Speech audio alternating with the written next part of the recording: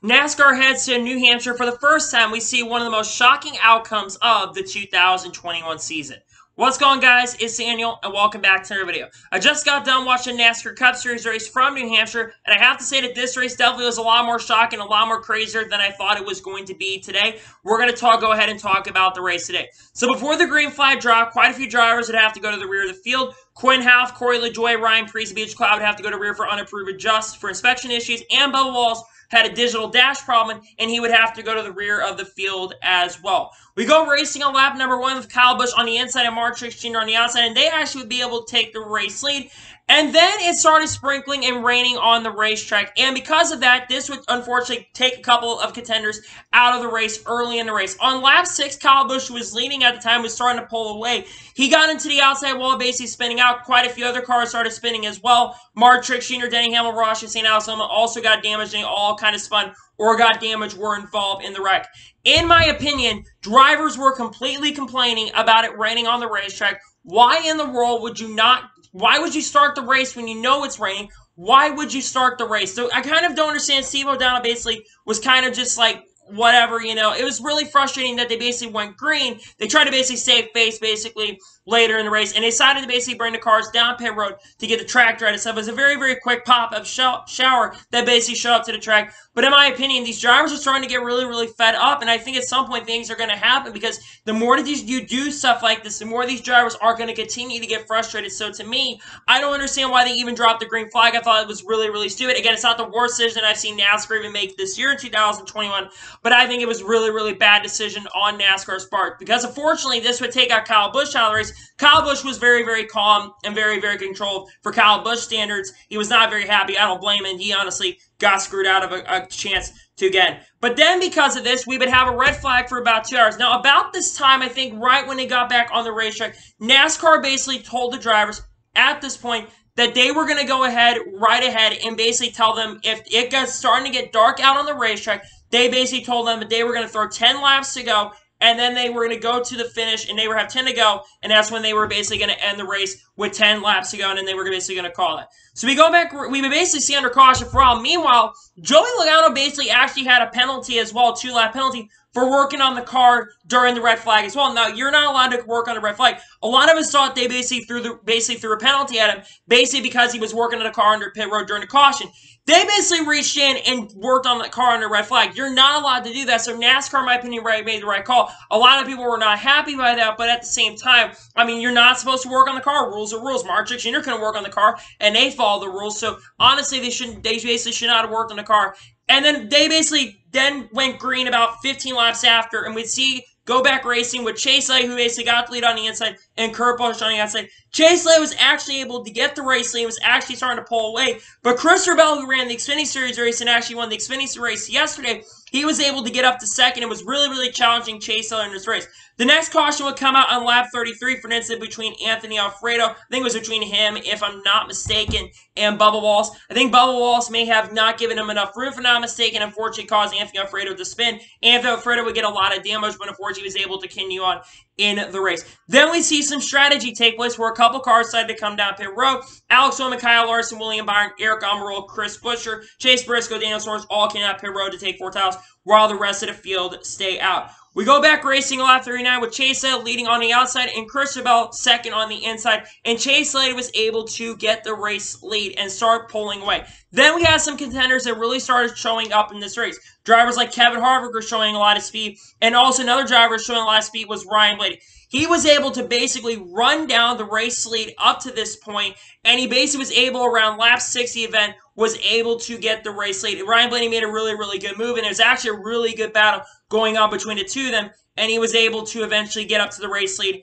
and pass Chase Elliott, which was really, really awesome. See, considering Ryan Blaney hasn't had a big move, he was able to get up to the race lead and pass Chase Elliott. And he was actually able to pull away, and coming off the corner, Ryan Blaney wins stage 1. We see a really good battle at the end of stage 1 between Chase Elliott and Brad Keselowski. Brad Keselowski also had a lot of speed in this event. But coming off the corner, like I said, Ryan Blaney would win stage 1 here at New Hampshire. We go back racing lap 83 with Kevin Harvick actually being the race leader on the inside and Denny Hamlin on the outside. And Kevin Harvick was able to basically get the race lead and dominate a big portion of the second stage. But the caution would come out on lap 128 for Quinoff getting to the outside wall turn number 3 with some contact for Ryan Newman. Ryan Newman, I guess, kind of missed a corner. Quinoff missed a corner. Ryan Newman got into the back of him, and Quinhoof would get into the outside wall and bring out the caution on lap 128 of this race. And then we'd see all the lead lap cars basically go down pit road and all come down pit road. Tyler Reddick would have an issue on pit road. Also, William Byron would unfortunately get a pit crew member, though that pit crew member was absolutely all right afterwards. It's great to see because we've had a few really, really scary incidents on pit road in the last couple races. It was really great to see that pit crew member was all right. And then we see Kevin Harvick take the race lane outside. Denny Hamlin got a really, really bad restart. And see a really, really good battle that basically was starting between Aric Almirola, Chase Lynn, and Kyle Larson. And then on lap 139, we see another incident take place. Bubba Wallace would get loose coming off of turn number 2. He would spin down the racetrack and collect Chris Buescher, and this bring out the caution on lap 139 of this event. Go back racing in lap 45 with the event with Kevin Harvick leading on the outside and Denny Hamlin basically leading on the inside. And Kevin Harvick got a really good restart. Meanwhile, Denny Hamlin got a not really good restart. Brad Keselowski was able to get up to second. And then a lap later, Brad Keselowski's car was really, really good on the short run. He was able to take the race lead. And then we got to halfway, which NASCAR at that point decided if they wanted to throw the caution out. But coming off the corner, Brad Keselowski pulled out to about a 4 or 5 second lead, and he would win stage 2 here at New Hampshire Motor Speedway. We basically then decided going back racing a lap. Actually, this is about the time where they decided that they were going to throw 10 to go if they got to that point due to the darkness situation. And then basically all the leaders came down the road. You had Brad Keselowski on the inside, Ryan Blaney on the inside. And this was where the battle was really, really good. They went back and forth for about 20 laps in this run. We would see Ryan Blaney get the lead for a little bit. We'd see Brad Keselowski get the lead for a little bit. And then they eventually were really, really bad, and they were bringing some other drivers like Aric Almirola, who had a lot of speed today, and also Kevin Harvick, who, like I said, had a ton of speed in this race as well. But eventually, they would basically clear at this point, and Ryan Blaney was able to race lead, whose car was much, much better in the long run than Brad Keselowski's car, who was much better on the short run. And then we would see a new contender that was really, really surprising to me. Aric Almirola, who is historically really good in New Hampshire, of course, but he was really, really fast on the long run, and he eventually got around Brad Keselowski, and then a few laps later was able to get by Ryan Blaney. They started battling really, really well. It looked like Almirola was going to get the lead. Lap traffic definitely helped Ryan Blaney points, but eventually coming off the corner, Aric Almirola was able to pass Ryan Blaney for the race lead.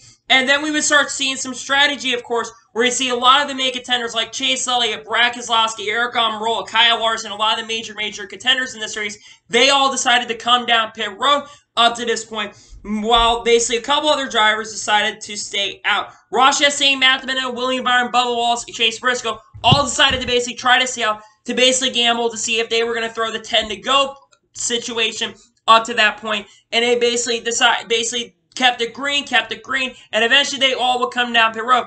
Aric Almirola actually got past Brad Keselowski on pit road because his car was really good on the short road. As the run started coming in, the tires really started coming in for Aric Almirola, and he was able to pass Brad Keselowski. And then Matt Dimino came down pit road with technically about 15 laps to go. And then we would see, basically, with around 10 to go, we see Christopher Bell, 15 to go, got around Brad Keselowski, and he was really, really catching Aric Almirola. Aric Almirola wasn't getting through the traffic as good as Christopher Bell was getting through the traffic, and Christopher Bell's car was really, really coming in. And then with technically there was around 25 laps to go in the race, but around 20 to go in the event, NASCAR called the ultimatum, and they said that they were going to be throwing the 10 to go point. So basically at this point, you had Austin Dillon, who was technically starting to basically hold up Aric Almirola, and Christopher Bell started reeling in back and forth, started gaining Aric Almirola, and he basically got it under a second, but he really never had a chance to get after it. Then Kurt Busch got out of the way really respectfully, and all the other lap traffic got out of the way. It looked like Christopher Bell was going to have an opportunity to catch Aric Almirola for the victory, but it would not happen. And coming off the corner in one of the most shocking fashions of the 2021 season, Aric Almirola pulls up the big upset, shakes up the playoff grid, and picks up his 3rd career NASCAR Cup Series victory and his first win of the 2021 season. Considering this race, Aric Almirola has absolutely struggled in the 2021 season. Nothing's gone right for him. He's only had 2 top 10s coming into this race, only 2 top 10s in the 2021 season. Coming in this race, he was sitting 27th in the points, and it seemed like a lot of things overall were not going good for Aric Almirola. But he put together the best race he's ran all year. He ran an incredible race and pulls off, like I said, the biggest upset of the year. In my opinion, he earned the victory. His car was the best on the long run, especially the longer we got into the run. He eventually got around Keselowski and was able to pull away from Christopher Bell and hang on to the lead. Christopher Bell's car was really, really coming in. But, man, seeing Aric Almirola finally win after all the crap he's gone through, I think this definitely, I mean, still it's not been good for Aric Almirola, but at least this will make the year a ton better. And it's really shaking up the playoff grid as well, because Austin Dillon, who's been in the playoffs all year, is now out of the playoff grid, and Tyler Reddick now is currently sitting on the playoff cutoff line, only 8 points ahead of Austin Dillon right now. So, I mean, the playoffs have definitely been shaken up with this. So, let's go ahead and go through the race results event, and we'll talk about this race overall.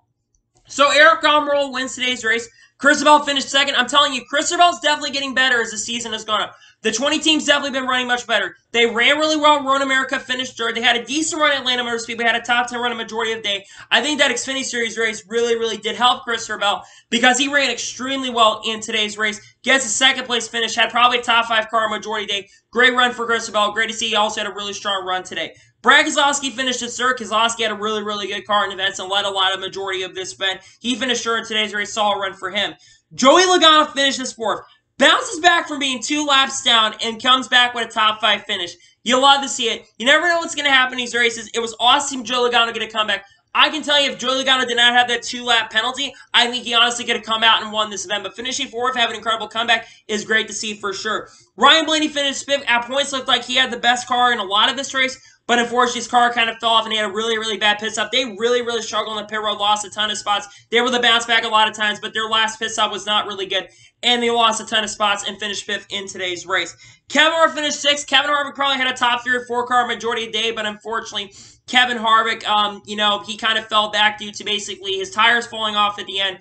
But, man, Kevin Harvick probably had the best run up until the end, really, in this race. And his car looked really good early, probably the best car early in the run in the race, unfortunately, but never really had a chance to get up there and contend. And he finished sixth, which is, again, not the bad run for Kevin Harvick. But, I mean, I got to start seeing a win from Harvick because Harvick still is winless after 22 races. Kyle Larson finished seventh. I kind of thought Kyle Larson was going to run around top 5, top 10. He had a top 5 car a majority of this race. Unfortunately, his car just was never really that great, to be honest with you. Apparently, they were trying some experimental setups on the Hendrick cars today. I think that's why overall Kyle Larson wasn't as good as he's been. It's also kind of a race that kind of has circled as the last kind of like race they were kind of worried about, question mark they had all year. But they finished seventh. Again, a solid top 10 run for Kyle Larson today. Ross Chastain finished 8th, ran top 10 all day. Great to see that he had a very, very fantastic run in today's race. Nothing bad to say about it. Great run for him today.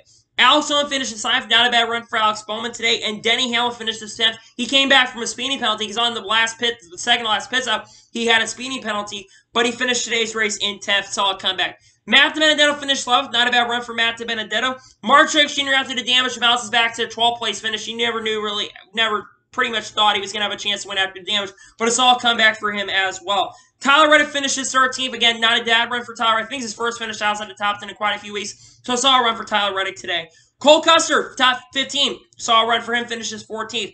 Reese Ennis Jr. finished 15th. Kurt Busch finishes 16th. He was really good early in the race. His car kind of fell off, though, unfortunately. Austin Dillon finishes 17th. 18th place finish for Chase Elliott. Chase Elliott struggled on pit road a lot of the day and never really bounced back after bad pit stops. Basically finished 18th in today's race. Eric Jones finishes 19th. Daniel Suarez finishes 20th.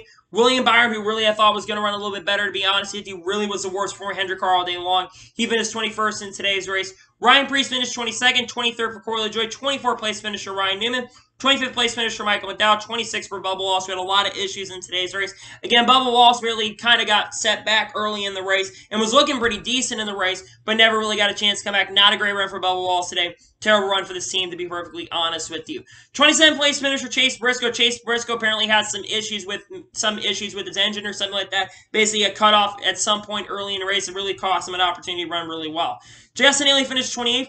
Chris Buescher finishes 29th, 30th place finisher BJ McLeod, 31st place finisher Cody Ware, 32nd place finisher Anthony Alfredo, 33rd for Garrett Smithley, 34th for Josh Wicke, 35th for Quinn Houff, 36th for James Davison, and finishing last in 37th place today is going to be Kyle Busch. Now, overall, let's go ahead and talk about the race overall and give you my score of today's race at New Hampshire. So let me say this for the record. The beginning of the race, with all the BS and NASCAR kind of pulled early, was not good to see.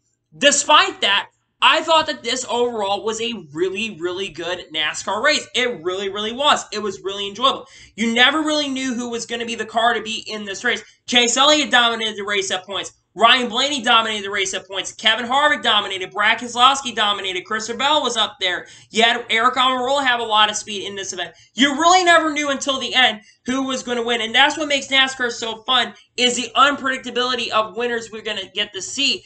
And, you know, I thought that the racing for the lead and stuff and throughout the field was absolutely fantastic. I thought this was probably my favorite New Hampshire race I have ever seen. It was really, really good. I don't know what New Hampshire's been doing, whatever magic they're putting on at this track, because when I became a fan of the sport, the racing was not that good in New Hampshire. I've been a fan for about 15 to 16 years. But whatever they've done in New Hampshire has been really, really impressive, and the racing was really, really good. I'm going to give today's NASCAR race at New Hampshire overall a 9 out of 10. This race was almost near perfect in my honest opinion. Like I said, I thought the race was really, really good. It was really, really enjoyable. You really, like I said, never knew who was going to win the race. The only thing that kind of affects the score of today's race, unfortunately, is the issues with the rain. Other than that, though, I thought today's race was really, really solid. It was a very enjoyable race at New Hampshire, in my honest opinion. So, anyway, that is going to be today's NASCAR race review from New Hampshire. I want to thank you guys for watching. Please subscribe to the channel. Notification on to be notified when a video does go live on my channel. Follow me Twitter, Facebook, and Instagram. Support page on the link description below for that. And comment your thoughts on today's race. What are your thoughts on today's race? Let me know in the comments below. Let me know your score of today's race in the comments below. And congratulate Aric Almirola on winning SHR's, getting SHR's first win. That's another thing. I did not think that SHR was going to win. So congratulate Aric Almirola on winning SHR's. I thought it would be Kevin Harvick being the first driver to win for this team. Aric Almirola winning was really, really good to see. So let me know that in the comments below.